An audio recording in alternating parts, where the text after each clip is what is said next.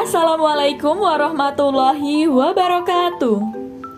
Kami dari kelompok 6B dengan anggota sebagaimana tertera akan menyampaikan materi mengenai metode rekonstruksi pada linguistik historis komparatif.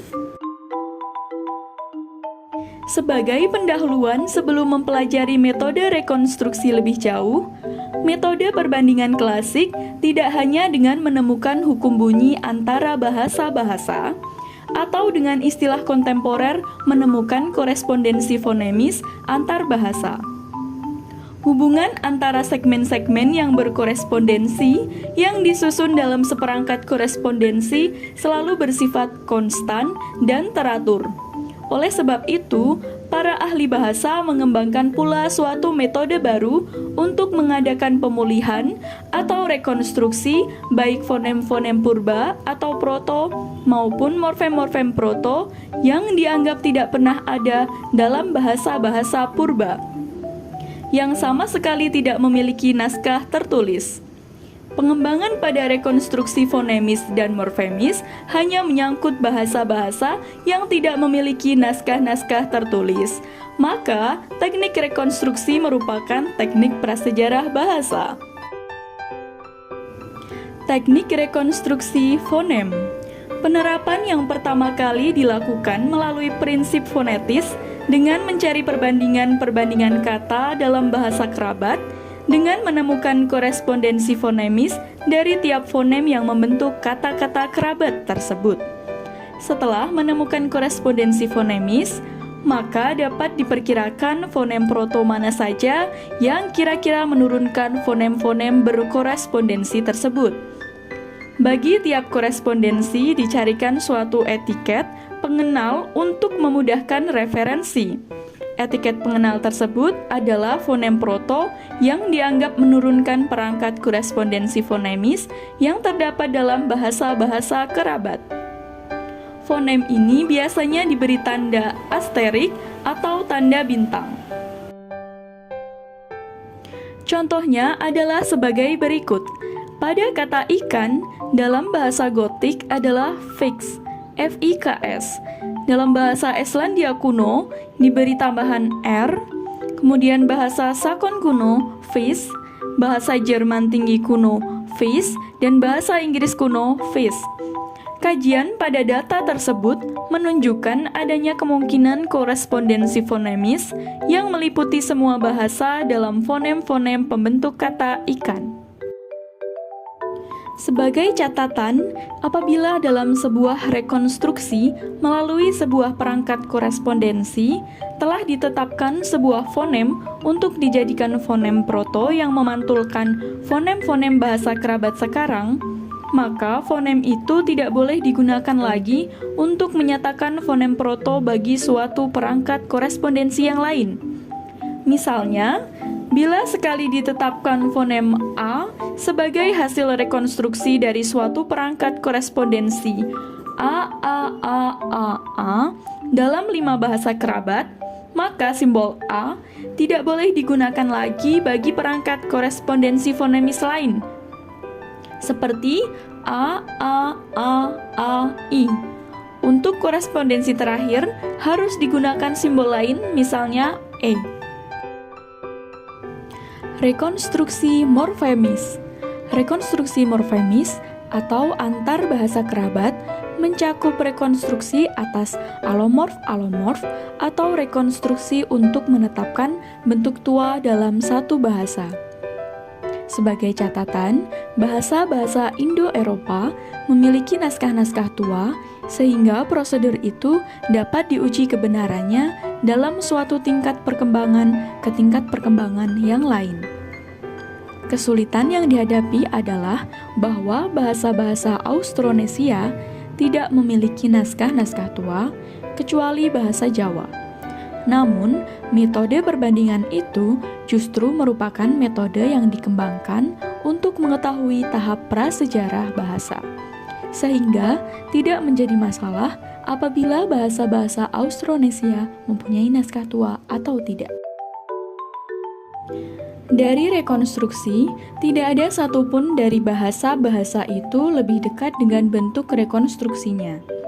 Sebab itu, haruslah dihindari anggapan bahwa salah satu dari bahasa-bahasa kerabat itu yang mewakili bahasa protonya.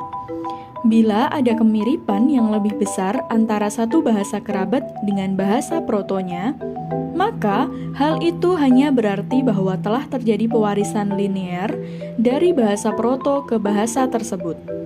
Bentuk-bentuk rekonstruksi itu sekedar mewakili bentuk-bentuk yang sudah tidak ada lagi. Kelompok-kelompok yang terdiri dari bahasa-bahasa yang diturunkan dari bahasa induk atau parent language yang sama disebut sebagai satu keluarga bahasa atau language family. Perlu diingat bahwa proses rekonstruksi itu dilakukan dengan mempergunakan prinsip-prinsip tertentu. Prinsip yang pertama, kesederhanaan, yang kedua, penghematan, yang ketiga, bahwa tidak ada faktor yang mengganggu evolusi itu, dan yang terakhir bahwa evolusi itu berada dalam situasi isolasi yang kuat. Hal ini menunjukkan bahwa kita menyadari sepenuhnya bahwa apa yang dihasilkan dari rekonstruksi itu mungkin tidak paralel dengan keadaan yang sebenarnya, yang berlaku dalam perkembangan sejarah yang faktual. Tetapi, sejauh kita belum memperoleh bukti-bukti tentang gangguan isolasi tersebut, kita tetap mempergunakan bentuk-bentuk rekonstruksi dengan sikap terbuka. Bentuk-bentuk rekonstruksi secara pasti dapat memberi implikasi tentang wujud kata-kata proto, tetapi bukan kata-kata proto itu sendiri. Rekonstruksi dalam.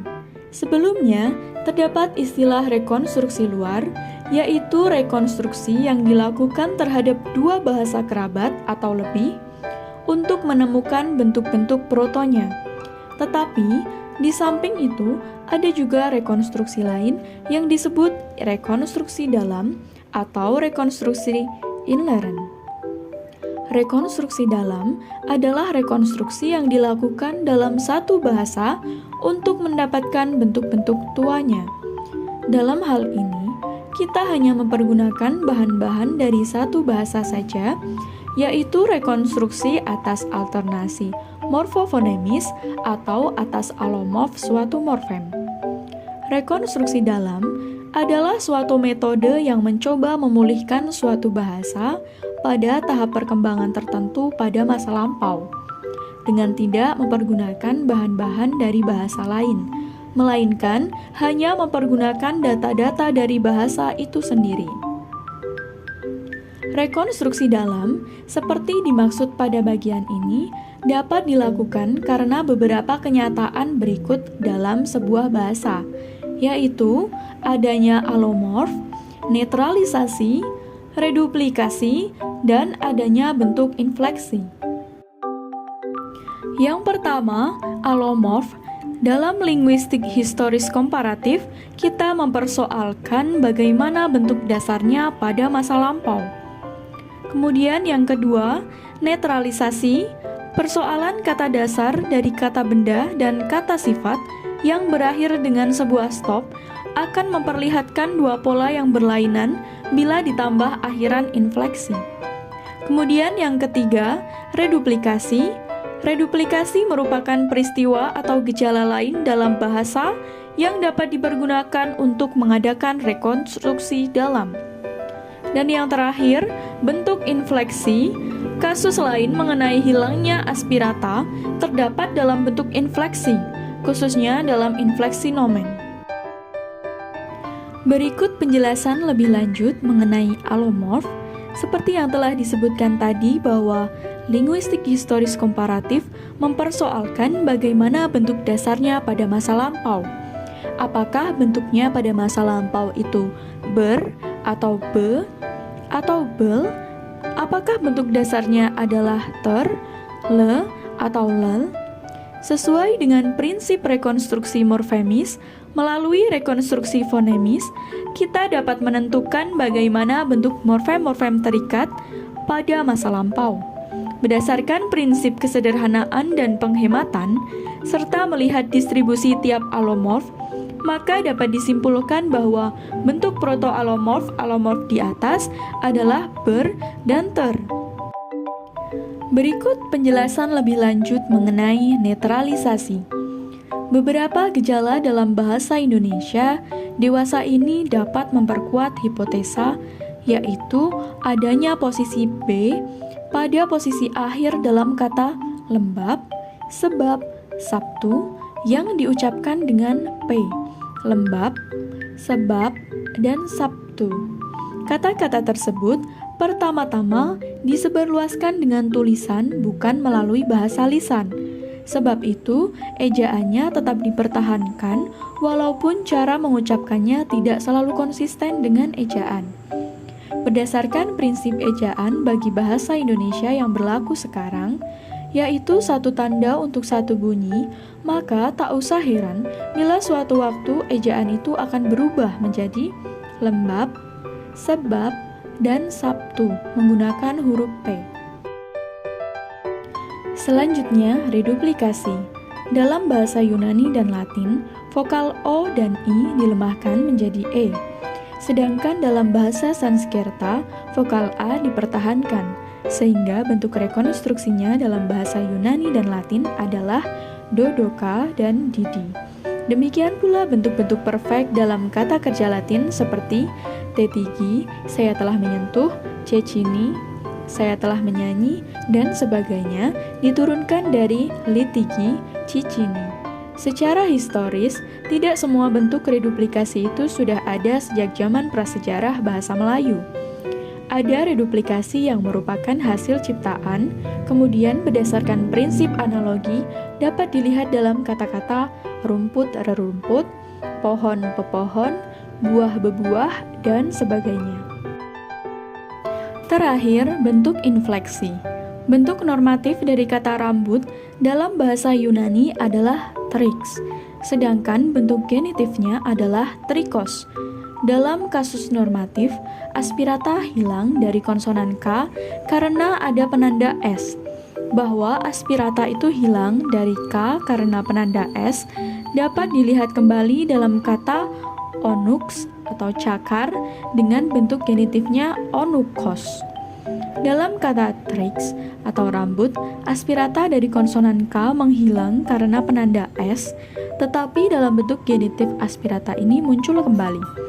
Di sini seharusnya terdapat bentuk trikos, namun karena proses disimilasi, aspirata pada T dihilangkan, sehingga terdapat bentuk genitif trikos. Sebaliknya, ada juga bentuk infleksi lain, misalnya kata kerux atau bentara dengan genitif kerukos, di mana konsonan K tidak mengalami perubahan. Dengan demikian, dapat ditetapkan bahwa kata trix memang berasal dari bentuk trik, yang merupakan perkembangan yang lebih jauh dari kata Proto-Indo-Eropa. Rekonstruksi di atas morfem. Dengan mengadakan rekonstruksi melalui korespondensi fonemis, metode rekonstruksi fonemis dan rekonstruksi fonemis mengandung asumsi bahwa terdapat relasi antar bahasa-bahasa yang dibandingkan. Dengan mengadakan rekonstruksi melalui korespondensi fonemis, dapat disusun yang pertama, fonem proto, yaitu fonem purba yang menurunkan satu fonem atau lebih dalam bahasa-bahasa sekarang. Yang kedua, morfem proto, yaitu morfem purba yang menurunkan satu morfem atau morfem-morfem dalam bahasa sekarang. Yang ketiga, bahasa proto atau bahasa yang menurunkan beberapa bahasa baru. Rekonstruksi hanya bisa berhasil baik pada unsur-unsur terlepas seperti fonem proto dan morfem proto. Sejauh ini, belum diperoleh suatu hasil yang memuaskan mengenai unsur yang terpadu seperti sintaksis. Pernah diadakan suatu untuk merekonstruksi suatu cerita purba, atau dengan kata lain mengadakan rekonstruksi sintaksis purba, seperti yang pernah diusahakan oleh August Schleicher 1821-1868 dalam tahun 1868, Namun apa yang dilakukannya terlalu condong ke bahasa Sanskerta dan demikianlah pendapatnya. Ia menegaskan bahwa kesulitan yang dijumpainya hanyalah mengenai hilangnya partikel-partikel. Persoalan yang kita hadapi sekarang adalah bagaimana mungkin kita mengadakan rekonstruksi sampai dengan tahap sintaksis. Rekonstruksi fonemis dan morfemis pun merupakan peluang probabilitas yang tinggi hanya mengenai bentuk-bentuk tertentu dan tidak mencakup semua unsur fonem dan morfem. Penerapan rekonstruksi. Mengadakan rekonstruksi, fonemis dan morfemis pada prinsipnya merupakan suatu usaha untuk menelusuri kembali jejak perpisahan itu. Misalnya, untuk mengadakan rekonstruksi untuk menelusuri gerak perpisahan itu, kita mengambil contoh sebagai berikut. Kata babi dalam beberapa bahasa Nusantara adalah sebagai berikut. Bahasa Melayu, babi, bahasa Batak, babi, bahasa Jawa babi, Bali bawi, Dayak bawoy, Maanyan wawoy, Faforlang babu, Ibanak babuy, Tagalog babuy, Sangir bawi, Tombulu wawi, Bugis bawi, Sumbawa wawi, Bima wawi, Buru wafu, Sulafafi, Lamelera fafe, Timur fafi, Roti bafi. Untuk mengadakan rekonstruksi yang lebih akurat, seharusnya kita mencatat semua bentuk dalam semua bahasa kerabat. Namun, untuk keperluan sekarang, data di atas dianggap mencukupi. Langkah pertama yang harus dilakukan adalah mengadakan pengelompokan bentuk-bentuk yang identik. Dari ke-19 bahasa yang diambil sebagai contoh di atas, terdapat 11 bentuk kata babi, yaitu babi terdapat dalam 3 bahasa, bawi dalam 3 bahasa, wawi dalam 3 bahasa, babuy dalam 2 bahasa, fafi dalam 2 bahasa, bafi, bawoy, wawoy, babu, wafu, dan fafe masing-masing dalam 1 bahasa. Dari data di atas, terdapat sejumlah korespondensi fonemis sebagaimana tertera. Proses rekonstruksi tahap 1, yakni menurunkan dan memantulkan kata, sebagaimana contoh kata babi dan bafi merupakan pantulan dari babi, dan seterusnya. Kemudian untuk tahap 2 dan 3 masih sama menurunkan kata, sebagaimana contoh kata fafi dan babi diturunkan dari kata tua fafi. Kemudian tahap keempat dan terakhir adalah merekonstruksi bentuk fafi dan wafi sebagai diturunkan dari bentuk proto fafi. Hasil rekonstruksi yang dilakukan di atas menyatakan bahwa bentuk proto yang menurunkan ke-19 bentuk kerabat dewasa ini adalah bentuk fafi. Pencabangan itu mula-mula atas 2 cabang, selanjutnya ada yang hanya menurunkan 1 anggota, dan dalam perkembangan selanjutnya ada juga cabang-cabang yang menurunkan 3 bentuk kerabat. Tentu saja, bentuk-bentuk proto yang ditetapkan tadi harus memperhatikan pula beberapa faktor, sebagai telah diuraikan di depan, yaitu luas wilayah penyebaran, jumlah bentuk yang mirip dan identik, dan kaidah-kaidah perubahan fonemis. Untuk tambahan catatan, berdasarkan prinsip metode komparatif, terdapat asumsi bahwa terdapat korespondensi teratur karena bahasa yang berbeda-beda itu secara teratur pula berkembang dari bahasa protonya. Demikian pula harus diingat bahwa proses rekonstruksi diadakan dengan menggunakan prinsip-prinsip tertentu, sebagaimana yang telah disebutkan di atas, yakni kesederhanaan, penghematan, tidak ada faktor yang mengganggu evolusi, dan evolusi itu berada dalam situasi isolasi yang kuat. Demikian pemaparan materi dari kelompok 6B. Terima kasih.